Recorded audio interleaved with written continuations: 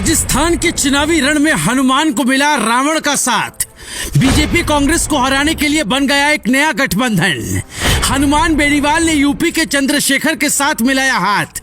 गठबंधन से हनुमान बेनीवाल को कितना फायदा, क्या एक हो पाएंगे दलित जाट?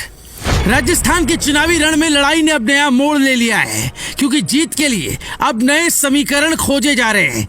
इसी कड़ी में राजस्थान चुनाव में हनुमान बेनीवाल और चंद्रशेखर आजाद ने एकजुट होकर सूबे में विधानसभा चुनाव लड़ने का ऐलान कर दिया है। हनुमान बेनीवाल की राष्ट्रीय लोकतांत्रिक पार्टी और चंद्रशेखर आजाद की आजाद समाज पार्टी काशीराम के बीच गठबंधन का ऐलान हुआ है।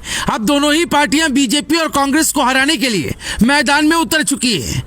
कयास है कि प्रदेश के सियासी समीकरण इससे बदल सकते हैं, क्योंकि राजस्थान में जाट और दलित मतदाता एक हो जाते तो बीजेपी कांग्रेस के लिए बड़ी परेशानी पैदा कर सकते हैं।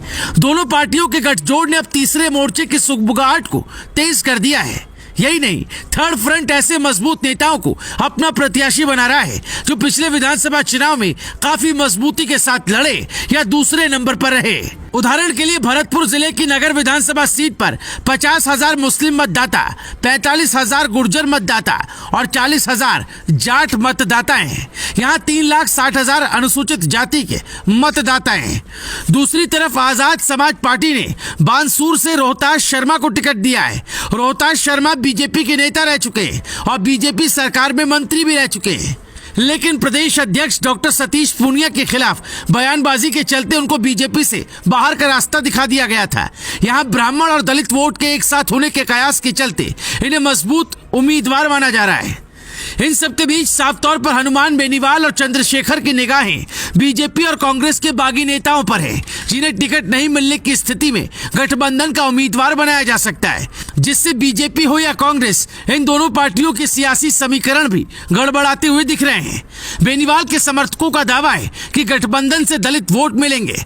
सियासी जानकारों का कहना है कि हनुमान बेनीवाल की जाट राजनीति को दलितों का समर्थन मिल सकता है। चुनाव से पहले किए गठबंधन का बेनीवाल को फायदा मिल सकता है। जानकारों का यह भी कहना है कि कभी कांग्रेस का पारंपरिक वोट बैंक रहे जाट समुदाय का कोई बड़ा नेता नहीं है।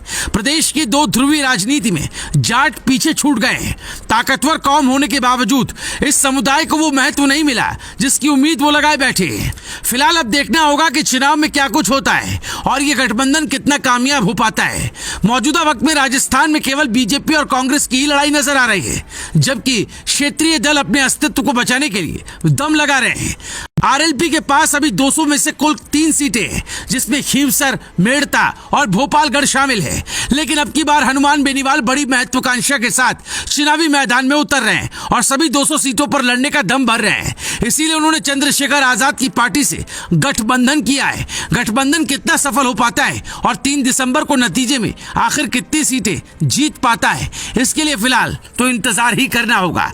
बहरहाल इस पर आपकी अपनी राय क्या है? आप अपनी राय हमें कमेंट कर जरूर बताएं। मेरी रिपोर्ट न्यूज़ लाइव टीवी।